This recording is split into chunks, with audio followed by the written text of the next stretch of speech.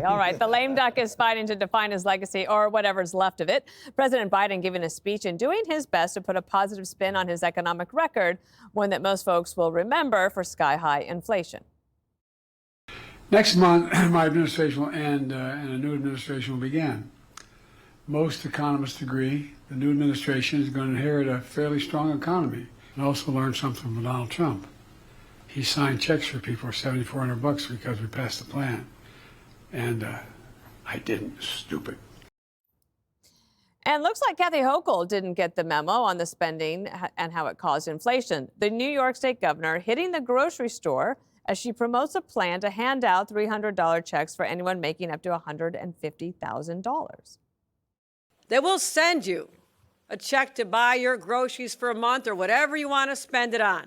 I say it's your money, it belongs in your pocket, and it's coming your way. Okay, lots to get to here. Jesse, is there any better representation of Biden? In the speech, he's talking about rural broadband, okay? And he's talking about how great rural broadband is. And then he was pressed for numbers. How many people, Mr. President, have been connected? Zero. And you know how much they spent? $42 billion. Oh, my God. Yeah. It's just one example. Right. So as the resident historian at the table, I have a bachelor's in history. That's the only reason. So do I. Same. Darn it. Didn't know that. The third string resident historian at the table. I'm going to give you a non-biased legacy assessment of Joe Biden. All right. This is what history will remember Joe Biden for. Okay. COVID got him in office. Oldest president of all time. Afghanistan withdrawal. Yeah. Ukraine, illegal immigration, inflation, industrial policy, lawfare, coup, pardon. Crime. That's it. That's it. And he'll just be a sleepy little intermission between Donald Trump's terms. Because this wasn't the roaring 20s. You had all-time highs in suicides, homelessness, drug overdoses under Joe Biden. The only bright spot, because I am so fair as a historian, the stock market and Bitcoin. But for the rest of the country, the American dream was out of reach. Not my words. Those are the words of Kamala Harris. And it's because no one could afford to buy a house, no one got a raise in 4 years, and everybody was saddled with credit card debt. Now, the job gains, which I'm sure Jessica is going to bring up, are a mirage. Most of those job gains were snapback jobs from the pandemic, and a third of those jobs were from foreigners. We talked with Halperin the other day, and he said Joe Biden might not even get a presidential library. And now he's saying Joe Biden might not even get paid speaking gigs afterwards. Who's going to pay him? Who's going to pay him? So I really don't care about these speeches. He reads this off a teleprompter. His people wrote it. It's meaningless. I want to see the final press conference that all presidents do at the end of their presidency so I can see our very own stupid son of a bitch, Peter Doocy, tangle with the big guy one last time. I would pay. Jessica, your name was invoked several times. Let me turn it over to you to talk about how great the jobs are and how many doors they knocked on.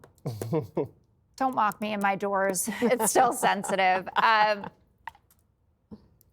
The legacy of Joe Biden will be obviously complicated by how this ended and with Kamala losing, but he oversaw the best recovery in the G7 by far and away. Inflation in this country is lower. Unemployment in this country is lower. He expanded the number of people who got access to affordable health care, Medicaid expansion. We are producing more oil than any other time in world history under Joe Biden. The stock market, it was generous of you to give it. Donald Trump is out there trying to pretend that it's because he's coming back, that's why everyone is so hyped about this. We have been hitting record after record after record under Joe Biden. In terms of the jobs that you say are mirages, we can talk about all the revisions that happened under other presidents as well. But even if you removed all of the jobs that we lost during COVID, the snapback jobs, I think is what you called them, under the Biden-Harris administration, we still got more jobs at a faster clip than we did under the Trump administration. It's just a fact. Look it up, historian number 3 at the table. All right. Joey, Well, it's because people have to work 2 or 3 more jobs than they had to under Trump. So, yeah, compare the number of jobs to the number of people working. Everybody's working 2 jobs just to make it through. I gave $67,000 for a truck in 2020. It's $120,000 now.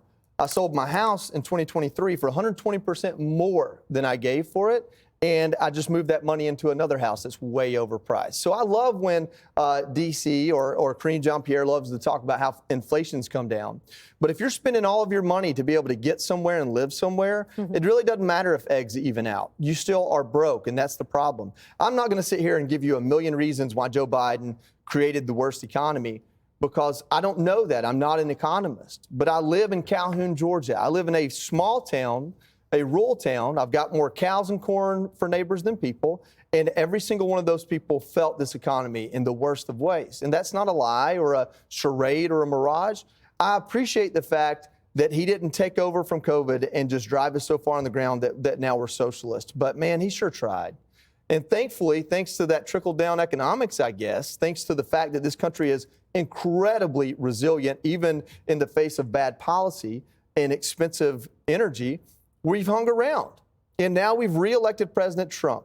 In a time when almost every election across the country, from Texas to Georgia to New York, looks 50-50, and it looks like it's won in the margins, President Trump won in a resounding victory. He won all 7 swing states. He won the popular vote. And to me, that's a bigger move than if a Democrat won it, because Republicans haven't winning it. Those people didn't vote because they think that the economy might be bad. They voted that way because they have not had money in their pockets. I don't know if President Trump can fix that, but Joe Biden didn't fix it. There's no evidence that Joe Biden fixed it. Judge, a lot of people will never forget that when they couldn't afford gas and groceries, Joe Biden was out there doling out green energy subsidies to his friends and asking taxpayers to bail out the student loans of doctors and lawyers. Yeah. And honestly, I hope the next administration looks at the billions that went into green energy. Who got the money? Why did they get the money? Was there any success? Maybe we ought to start suing them if they weren't successful. I believe in that. I'm a lawyer. And by the way, you're in Georgia, you have more corn and cows for neighbors. Can you bring corn the next time you come back from Georgia? All right. Now, I think it's ironic that Joe Biden is taking a victory lap on economics, which was the issue that he lost on. I mean, that makes absolutely no sense, but the man's delusional. So, I mean, I'm not surprised. Look, when Trump was leaving, unemployment was coming down. And by the way, when you talked about unemployment, you talked about more jobs. Did you discount the 800,000 jobs that they overcounted and lied about? I just want to make sure we're on the same page. I mentioned revisions. Yeah, thank you. You did? Good. Yeah, all right. glad you were listening. $7 trillion of taxpayer money went into the economy. And that was only because of the 1.9 trillion, I should say, that they never conceded and they won't acknowledge that created the inflation, which peaked 17 months into the Biden administration term. That's when it peaked. It peaked because of their policies. And finally, Hochul, I mean, she's an idiot. I'm sorry. That's not very nice, but you are. I mean, now you want to give away money? I mean, you just figure this out? I mean, she's like slow on the draw, very slow. That's it. Click here to subscribe to the Fox News YouTube page to catch our hottest interviews and most compelling analysis. You won't get it anywhere else.